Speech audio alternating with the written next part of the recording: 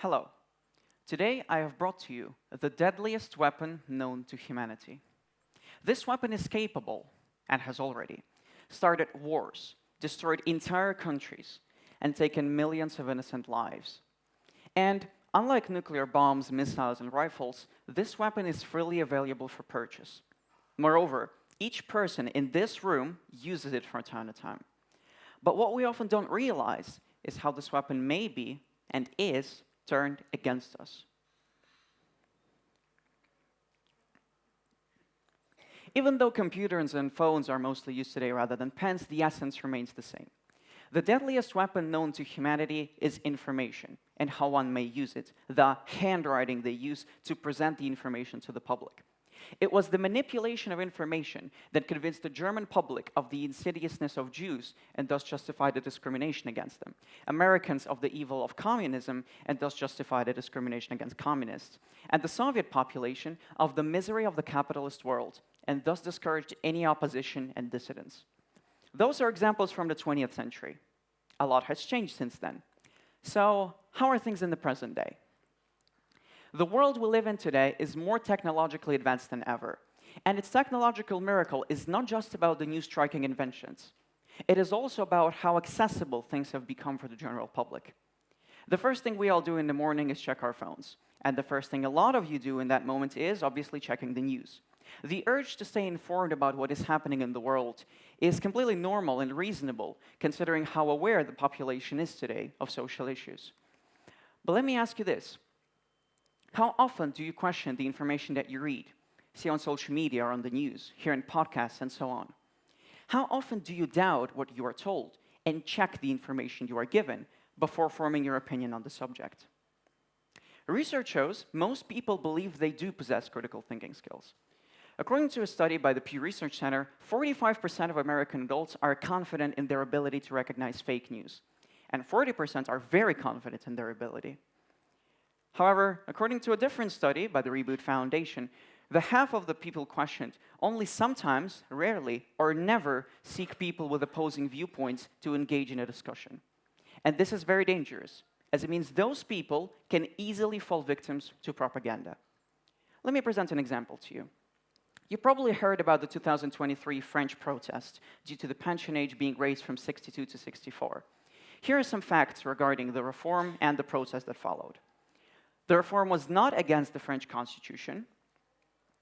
There have been reports of police brutality towards the protesters. There have also been reports of violence of the protesters themselves. The government made sure the reform meets no legal opposition of other political parties. This is seen by some as President Macron trying to consolidate the power of his government. Now, let me show you how one can use these 4 facts to make them suit a particular agenda, meaning to make you feel a certain way about what happened. By only paying attention to the police brutality and the fact the government ensured the reform is not legally opposed, one can write an article titled like this. On the other hand, by only paying attention to the violence of some protesters and the fact that the reform technically was not unconstitutional, one can write an article titled like this. As you can see, both articles manipulate reality, but with different purposes. The first one tries to present the reform as illegal, which it wasn't, and also fails to mention the violence of the protesters, suggesting the police brutality is ruthless and has no other explanation. While the second one tries to make it appear like all the necessary legal procedures for the reform were followed, which they weren't, and by failing to mention the police brutality, suggests that the protesters are being violent for no reason. See how without telling any lies and only using facts, one can frame the same story in 2 different ways, which are intended to make you feel a certain way about what happened. Now imagine how useful such a tool is for propaganda, especially when only the readers well acquainted with the topic, in this case, those who are aware of both stances on the reform and the protest that followed, can spot the manipulation of facts that took place. And now, think how much news you have seen in the past week uses this tactic. And now remember that this is a case of one single political reform. Think about how propaganda uses the same tool when it comes to more serious, more global issues. how the person's opinion on something is framed not by one misleading article, but by tens of news reports, social media posts, tweets, comments, podcasts, TikToks, etc. How the person becomes more and more confident they are correct about something, while in reality, they just gain confidence in their narrow view of the world. So, what can you do about it? I understand that drifting in a stream of information that is so full of contrasting opinions and sources is hard and overwhelming, to say the least. In order to fully fact-check all sources used by a complex news article, one would require hours of work. And we all know nobody has that much time to investigate into every single news piece that appears on their feed. There are, however, things each and every one of you can do. For example, you can look at multiple news sources and multiple news outlets to avoid being manipulated, like in that French protest example. Simply reading both of these newspapers allows you to see all the 4 facts, not just the ones convenient for a particular newspaper. You can also use political bias charts like these, created by Advantes Media and Political Watch.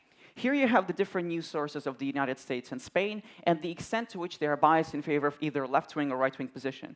The further away from the green margin, the more biased the source is. These charts allow you to see if there is an imbalance in what you're reading, and to consider engaging more with various viewpoints.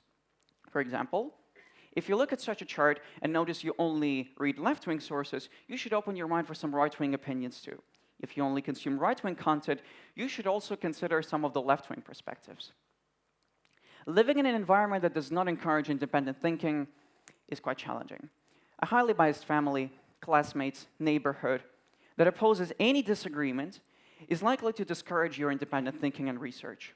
According to a study by the Cato Institute, 62% of Americans are afraid to share certain political views that they have. So how does one stay an independent thinker when the circumstances clearly don't welcome this?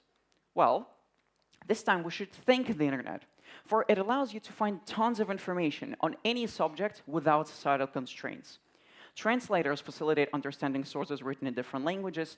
Search engines allow you to find books and documentaries for free. Social media can assist in finding experts on a topic who may recommend you something to read on it.